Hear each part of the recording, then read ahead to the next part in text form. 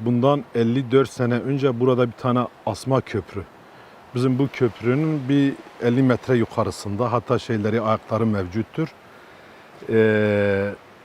69'da yapılmıştı ki 20 sene köylüler, vatandaşlar fayda gördü, yararlandı o hizmetten. Ondan sonra su zeminin yükselince köprü işlemez hale geldi.